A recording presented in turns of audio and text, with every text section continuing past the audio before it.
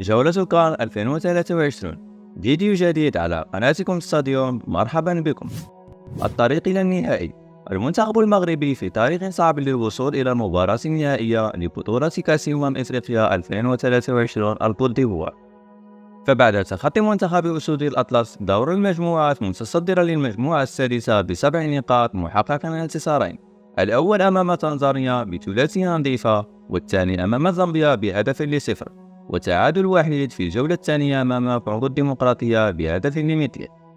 جاء الدور الآن على التحدي الأقوى، هو أدوار خروج المغرب، حيث سيواجه المنتخب المغربي خصمه منتخب جنوب إفريقيا في الدور الثماني النهائي، وذلك يوم الثلاثاء المقبل 30 يناير 2024 بملعب سان بيدرو على الساعة 9 ليلا بتوقيت المغرب. من أبرز مميزات تأهل الأسود في الصدارة هو اللعب على نفس الملعب الذي خاضوا فيه مباريات دور المجموعات، كما سيرتاح المنتخب لبضعة أيام زائدة قبل مواجهة القمة بالدور 16 أمام منتخب بافانا.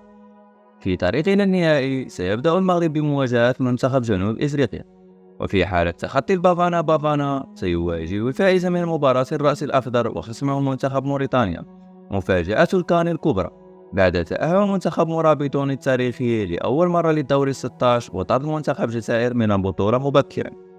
والفائز من مباراة الرأس الأخضر وموريتانيا سيواجه الفائز من مباراة المغرب وجنوب إفريقيا يوم السبت 3 فبراير 2024 بملعب شارليز كونان بانك.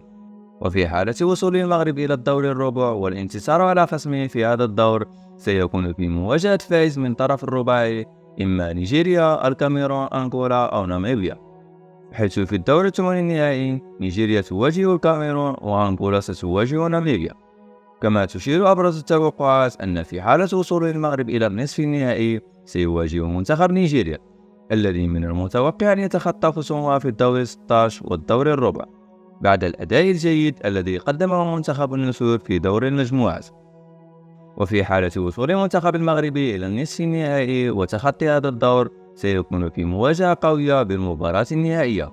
من جانب آخر هناك 8 منتخبات تتنافس على مقعد في المباراة النهائية. المنتخبات هم مالي أمام بوركينا فاسو، السنغال أمام الكاميرون، مصر أمام كونغو الديمقراطية، غينيا الاستوائية أمام غينيا. فسيصل المغرب إلى النهائي ويتوج بلقب القاري للمرة الثانية في تاريخه.